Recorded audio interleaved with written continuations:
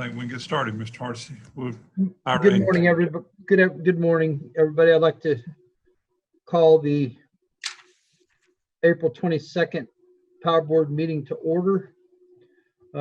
First piece of business is, has everybody had a chance to look at the board meetings from February? And if so, I'll entertain a motion to approve those. So moved. Second. All in favor? Rick, Lori needs to do a roll call. I'm sorry. Mr. Stone?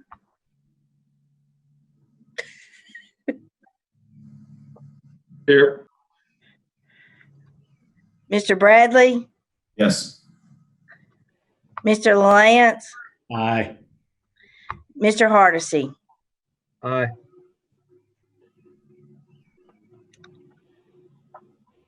Motion passes. Okay. With the minutes approved, we'll go into, Lori, can you do the financials for us, please? Okay, this month we have both February and March financials presented. I'll start with the February on the comparative balance sheet. The deferred debits, it's mainly the three accounts that we have each month that are the big differences. It's the deferred debits and deferred credits, which have to do with our inflows and outflows of resources for our pension, and then our accounts payable due to the decrease. Accounts payable is decreased due to the TVA power bill, where the early payment. For February, the total assets of $227 million. Moving to the February comparative revenue and expense statement, the charges were about the same. And our net income through February was $4 million. The statistical data for February 2020, we had 67,302 customers, which was an increase of 3.48% from February of 2019. Moving on to are there any questions over February financial statements? No. All right, moving on to March financial statements. The three accounts that I mentioned in February, the deferred debits, deferred credits, and accounts payable all had major changes for the same reasons. And our assets at the end of March were also a total of $227 million. For the comparative revenue and expense statement, our sales were down slightly from March of 2019. Feel like that was really attributed to the milder temperatures this March. But year to date, I was amazed that it's a difference of 0.09%. So our sales are very much the same as they were for fiscal year 2019 through March. The expenses, expenses were up a little bit for March of 2020. Most of that had to do with we left the financials open a little bit later in April. So some of expenses that should have really been recorded in April were recorded in March of 2020. The other major difference is our other income, which is our interest expense, was down about $60,000. And this was due to First Horizon did raise our interest rate, but because the Fed funds rate is 0 or less than 0, we're not earning much interest during this period. Our net income through March is $4.5 million.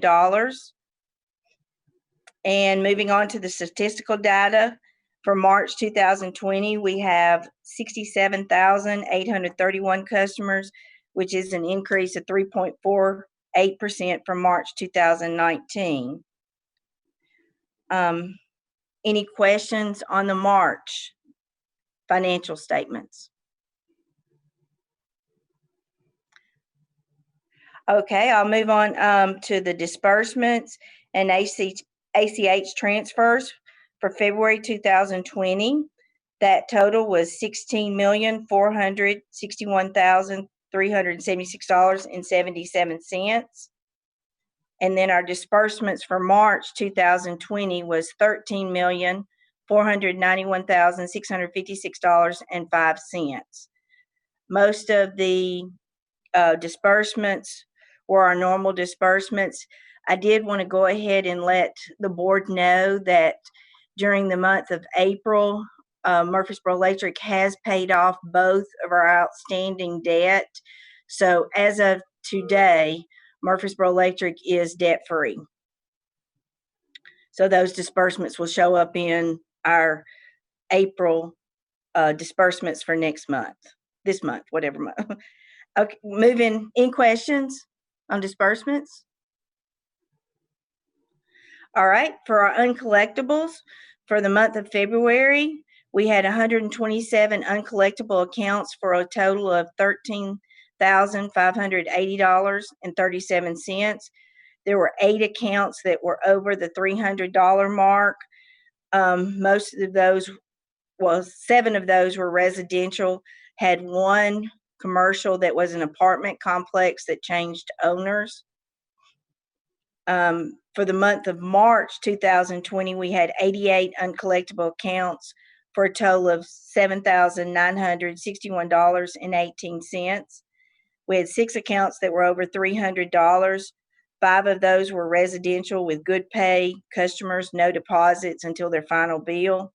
And we had 1 commercial that was for a suite, a small commercial for a suite that they own that their final bill was more than their deposit.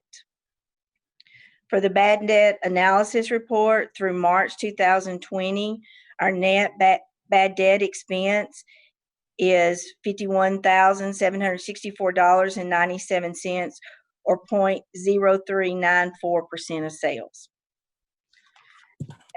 Any questions on any of the financials? Hey, Lori, how's your uncollectibles looking for April so far? We have looked at it is slightly more. We've been trying to run reports to look at the data, but we are still having a lot of people still continue to pay, and it's just a small percentage that are having problems currently. We are working with them as they call in, and we are not doing disconnects at this time. Are you seeing any issues with any of your commercial accounts or restaurants or anyone like that? So far, we have not. Okay. I think that's probably coming. Yeah.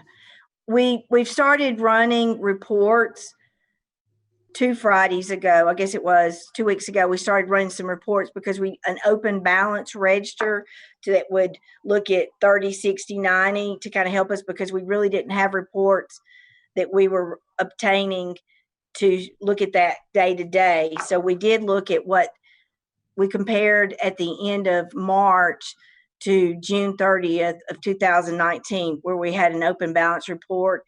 And at that point, it wasn't anything alarming, but we are looking at that now.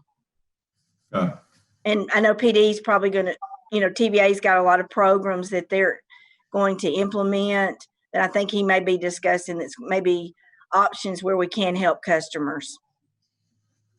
Sure. Any other questions? Got one quick question. Have you guys looked? This may not be something that you've looked for, so it's just if you haven't, that's fine. I just am curious. Have you guys looked real, granular level as far as, I know you said where we were end of March this year versus end of March last year in total numbers of accounts. Have you seen or looked as far as just maybe March and even into this first couple of weeks of April, whether or not we've had any overall drop off in number of accounts? Like, that's just a 1 month period of time. I'm just trying to figure out if people are starting to actually close accounts, leaving, moving, whatever, any of that kind of stuff happening?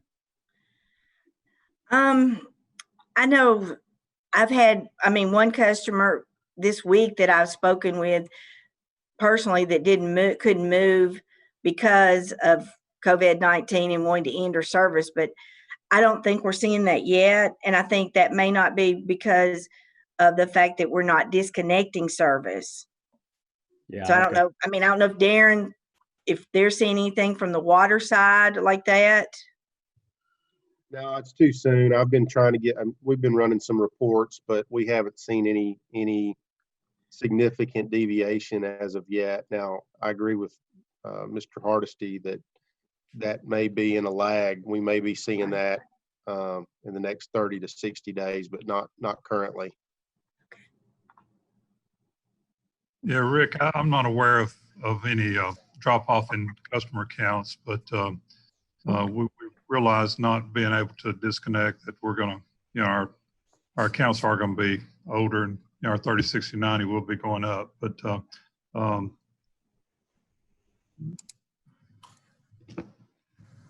I've heard. I'm sorry, Irene's joining the meeting now. Welcome, Miss Irene. I've heard from a few commercial developers that they've been getting notices from some of the larger restaurant owners, corporate restaurant owners, and they're just basically saying we're not going to be paying rent through June or July. So I just wonder what that's going to do to electric bills and things like that, if they're going to continue to pay those or if they just. Yeah, I suspect, I suspect the 30, 60, 90 stuff is going to definitely start happening here pretty soon. I was looking at kind of a different level of just, I kind of caught wind of a couple of businesses that are definitely not going to make it through this and, have already shut the doors permanently and stuff like that. And I don't, if I've heard of a couple, I suspect there's a lot more than a couple. And I just wanted to see if there was any indication from a different angle of whether or not those people are leaving town, the employees, are they already starting to bug out and go live with their parents or, whatever. I didn't know if we were already starting to see some of that. I guess just kind of curiosity. I don't think that's going to be a big long-term, a big long-term trend or whatever. I just trying to see if there was any indication of it. So that's it. We can move on. Thank you, guys. Are there any further questions with regard to the financials? Okay, we'll move on to the safety loss control activities. Okay. Sadly, I've got an injury to report. We had on March 5th, an employee cut his finger with his knife while he was trying to fix a bandage that he applied from a previous unrecordable injury. Initially cut his hand on a staple when he was opening the box. He bandaged it and he was trying to give himself some flexibility with the bandage and cut his finger while he was doing that. So didn't result in any lost time, but it was a recordable injury. So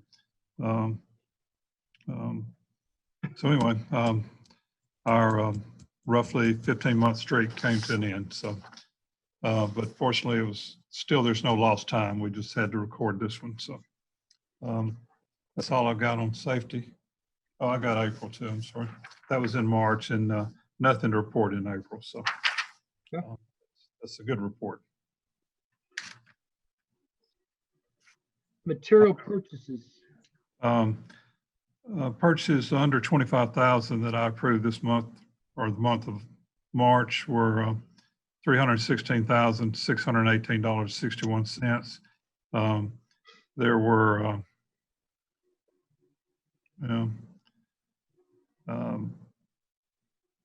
she's got quite a few listed there.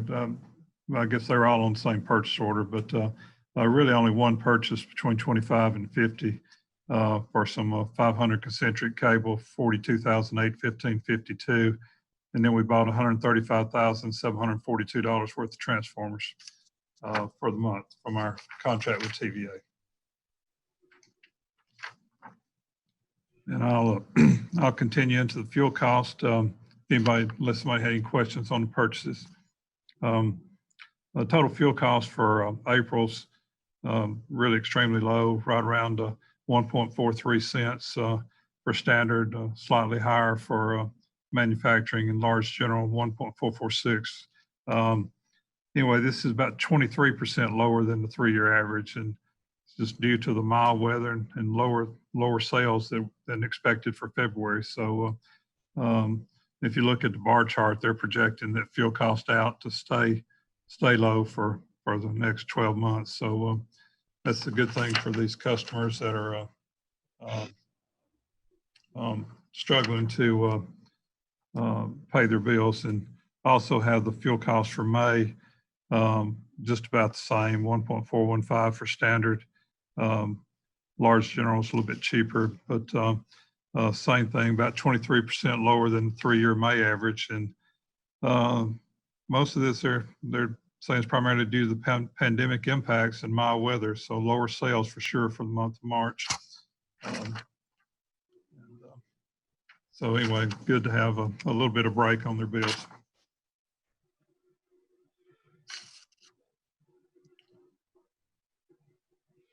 PD, if you'd like to go on into the general manager report. I will. Got several. Wanted to report a little bit on our storms that we had on Easter Sunday. We that evening about 7 o'clock. I've already updated y'all, I think, on this that I sent out, but we lost Church Street sub. 1,350 customers were without power for about 50 minutes. Also affected the WGNS tower downtown, and Bart was thrilled to be back on less than an hour. He's pretty excited about that. And then later that evening, actually about 18 minutes later, we lost the circuit out of East Murfreesboro. A limb fell on lines on Minerva Drive, and that had about 1,500 customers out for about an hour and a half, and then just scattered things throughout. So, and then that following morning, after all that, we had a wreck early Monday morning. Somebody broke a 46 kVA transmission pole on East Northfield at Highland, but no customers lost power during the replacement. So just major pole though that had to be changed out. So we've been doing a lot of social media, energy tips and videos on things customers can do to lower their bills while they're staying at home. Katie's also offering a virtual energy audits, and I think that's catching on pretty good. She's had quite a few.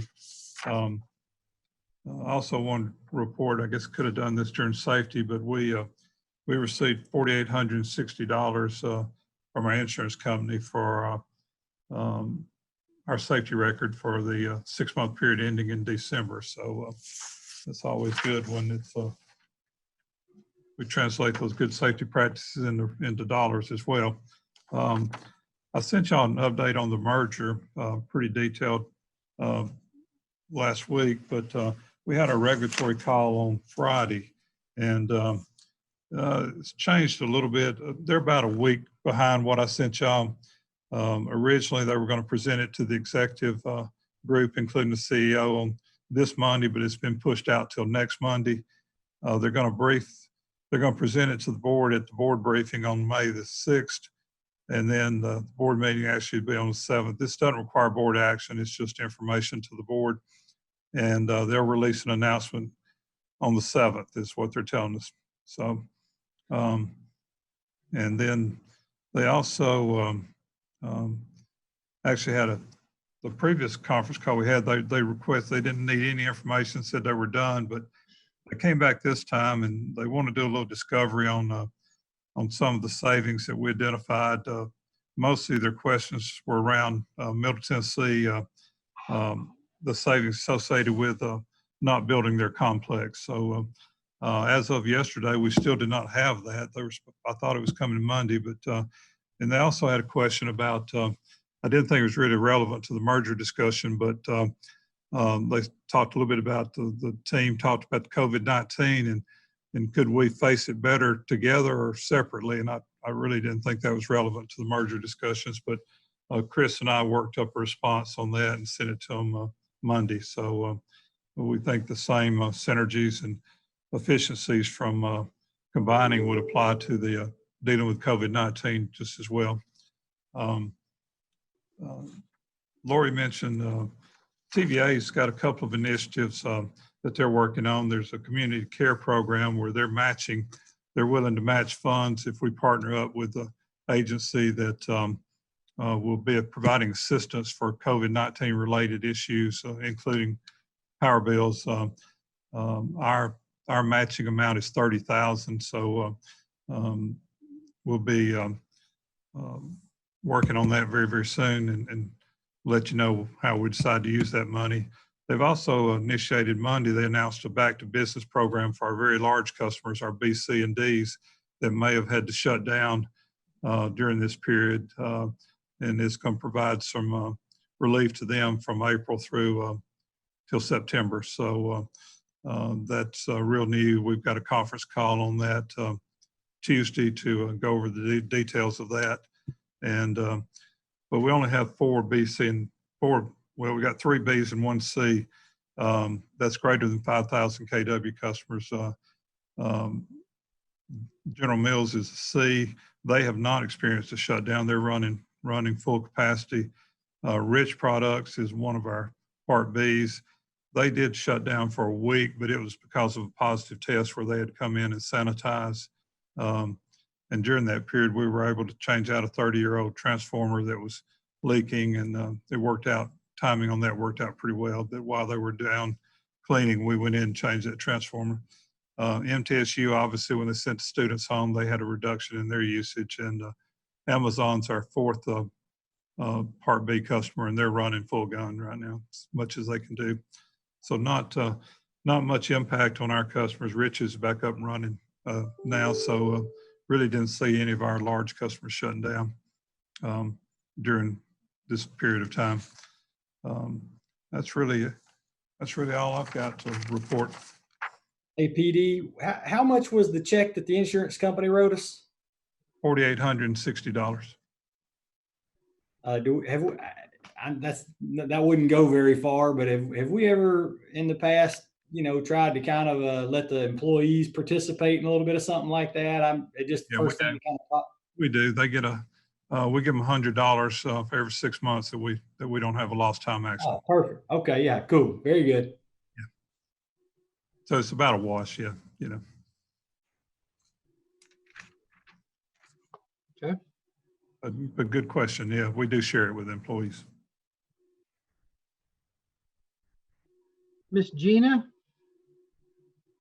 Good morning. Good morning. I was working from my home desk and I outgrew it. So now I'm in my dining room. You should see the table.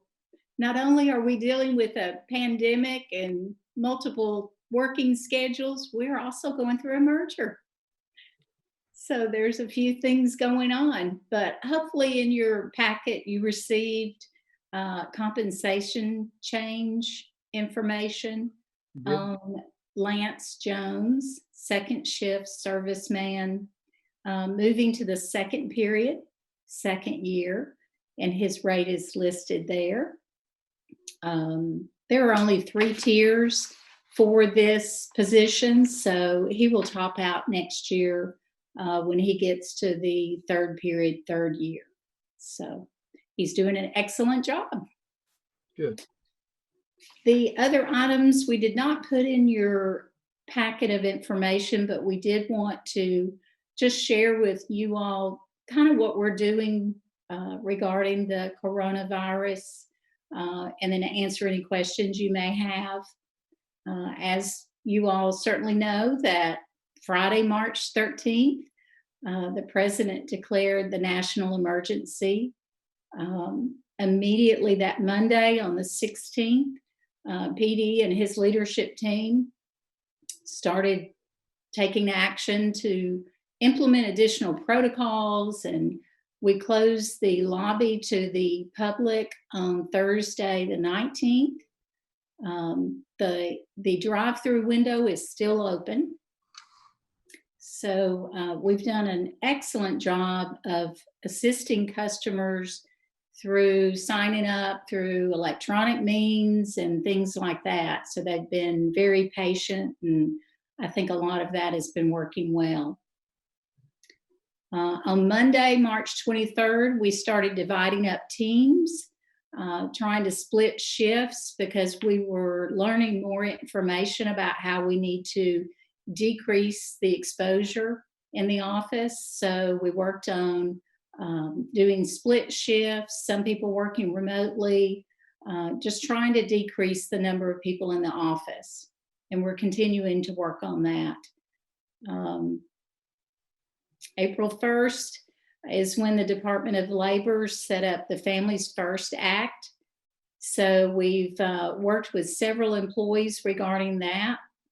The act set up the 6 qualifying reasons to receive additional benefits and paid leave.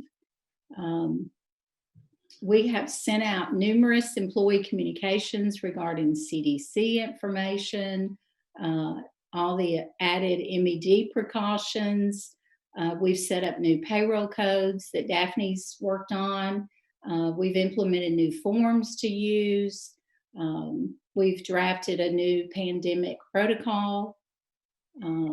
We've participated in dozens of webinars provided free by employment law firms or from other utilities to share information. The additional precautions that we've taken, of course, requiring the social distancing for employees. We've provided disinfecting wipes and sanitizer. Brian and our safety department and Diane and our purchasing have done an excellent job looking everywhere they can to try to keep this on stock so that we can have it. We've provided masks.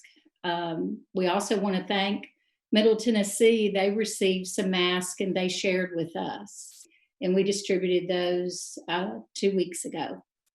And then last week we received some additional cloth masks that we ordered, and we distributed those to employees as well. We have additional masks and gloves and items on order that are due to come in shortly. Lori has maintained an additional company that will come in and do extra sanitizing for all of our shared spaces, like our doorknobs, elevators, restrooms, so that those that are in the office, we're doing additional sanitizing. On the operations side and engineering, they've been required to drive separate vehicles to try to limit and decrease their exposure to each other.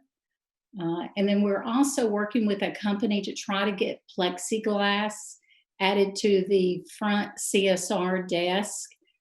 We received an update from Diane today in our purchasing that they're just trying to get the materials that they need to do it. So hopefully, before we open the lobby back up, we'll have additional measures for the CSRs. We've had 6 possible cases that we're tracking. We had 4 employees self-quarantine, either being exposed to a family member or someone close to them. We've had 2 employees receive testing. Thank goodness all of those came back negative. So we're hoping we don't have to deal with any other measures, but we'll be prepared if we need to. Hopefully all the measures we've been trying to take to mitigate and decrease the exposures helping. Any questions on what we're doing regarding the pandemic?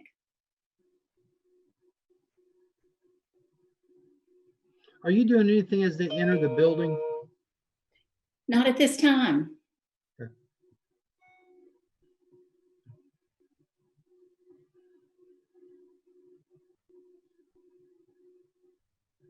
Any other questions? The other item that we're working on, of course, is working with Middle Tennessee on the merger. We continue to do weekly meetings now, which are mainly conference calls regarding benefits, onboarding. We're trying to make sure that we're prepared for, as PD shared, as soon as TVA makes a decision, we'll be ready to work on those. Also wanted to share, we had National Lineman Day, which was Saturday, April the 18th. And then today is National Professional Administrative Assistance Day. So we want to certainly do a shout out for Daphne, who takes care of all of us, and Ashley Wright, who's in engineering. Anything anyone has a question about? Thank you. Philip, are you going to run with the city projects? Yeah, I can. It's only, Mr. Chairman, it's only 5 projects, so I can kind of run it down real quick. Okay. Good morning, and it's good to see you all through social distancing. Mr. Chairman, board member, Mr. General Manager, fellow staff, it's a pleasure to be able to speak to you all and give you an update. We have on the spreadsheet showing 5 projects. Let me just kind of run down real quick. On the Jones Boulevard, the city informed me that they are still in the process of acquiring easement. It'll probably be towards summer before they put up for bid for contract. Then the other one is Rocker Lane that we have been waiting for it. They have identified Roger Group as the potential contractor they're gonna issue the bid to do the project. However, because of COVID-19, they are gonna delay for a few weeks. And the contractor has agreed to sustain their price as presented to the city staff. So I think that it's still moving forward, just that things have slowed down a little bit. As you can notice in your spreadsheet, we're taking the we're taking the fire station 11 off the spreadsheet in the sense that we completed it. I think the next movement going on in the city, beside the 2 major projects I just pointed out to you all, is the airport terminal. It's a lot of, it's not waiting on our part. We've done our portion of it. And the city staff under the leadership of Chuck Gurker, he's working with MTSU. I think MTSU is trying to come up with some creative way to light the terminal building with the true blue light. So we have been contacted by MTSU this week talking about wanting to hang some fiber on 6 of our poles to provide service between the campus and the airport. So unless the board member, anybody has any question, be glad to fill in the question. Our list getting smaller, but I think we're doing well, coordinating our project with the city. We did not meet last month because of COVID-19, so I will bring some more update to you next month. We should meet. And in between, any question, feel free to call me, reach out to me, reach out to engineering staff, or reach out to PD. We'll be glad to answer. Thank you. Thank you. Fiber. Good morning. Morning. In your board packet, the March update is also included, but if you don't mind reviewing that, I'm going to primarily focus on the April update, which is a couple pages down from the March update. So the current project cost is almost $800,000. We've also attached the usual dashboard and fiber report for each project. Within the project cost, we kind of wanted to go ahead and provide where we were with a history since the project began. And Mr. Gore did request back in September 2019 for an updated estimate. And as you can see, we are above that updated estimate. And we need to review those discrepancies and present that to you next month as to why that's the case. For construction, we estimate the project is 91% complete, and it was temporarily postponed mid-March due to the pandemic. The reason being is the Groves construction fiber crews are based in Kentucky, and they had restricted travel since mid-March. But we only estimate approximately 1 more week of splicing. And as more guidelines are coming out in the next week or 2, we'll be reaching out to Groves Construction. That way we can wrap that splicing portion of the project up. So that pretty much leaves us with only 2 outstanding projects. The Rutherford County Sheriff's Office, we are still waiting on conduits to be installed to penetrate the building, but city staff and county staff are working with United Telephone separately on a joint project for the Emergency Communications District. So more than likely that's going to be taken care of then. And one project we do want to discuss with you, Mr. Gore, and the rest of the city staff is the Fire Station 4 and Medical Center. We've run into some engineering concerns that we kind of want to discuss with you whenever we can get the whole team together for that. We want to propose remove that building from the project, and we've had to do that back and forth since the beginning of the project, but we just want to discuss those concerns with city staff and get their feedback. Okay. Any questions for me?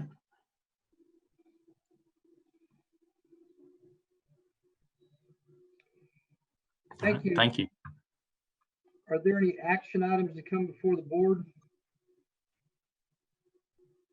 No, sir.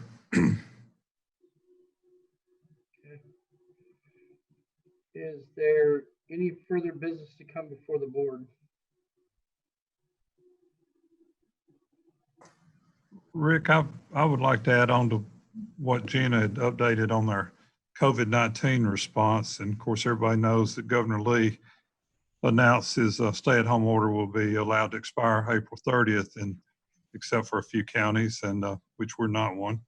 And most businesses would also be allowed to open by May 1. So, but you know, his announcement didn't have a lot of detail. We're expecting some clarifying announcements to to come through the course of the week. And we're scheduled this week and next week what we've been doing for the past few weeks, and we'll continue that schedule. And then as we get more information from the governor and his administration, and also we'll be consulting with the city before we make our next set of decisions for what we're going to do after April 30th.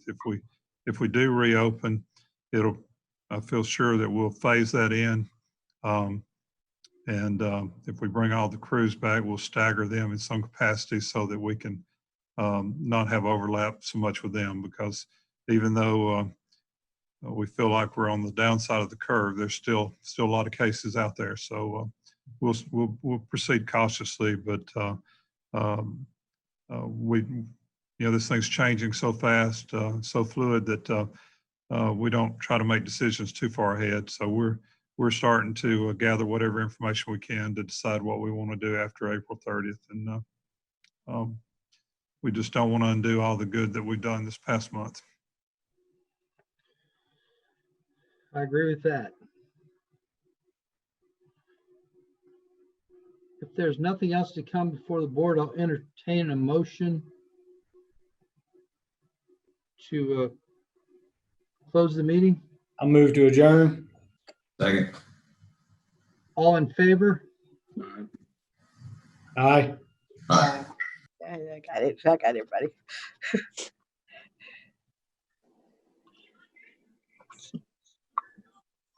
Are you going to go through the list? Do we need to do a roll call, or are we just doing voice? I'll go through the roll call. Okay, thank you. Ms. Pitts McDonald. Here. Mr. Stone. Aye. Mr. Bradley. Aye. Mr. Lance. Aye. Mr. Hardesty. Aye. Motion passes. I want to thank everybody. I hope that everyone and their families are safe. I hope that continues to be the case, and look forward to seeing you all out and about sometime in the near future, because that means things are getting better. So thank everyone for their time. Thank y'all. you.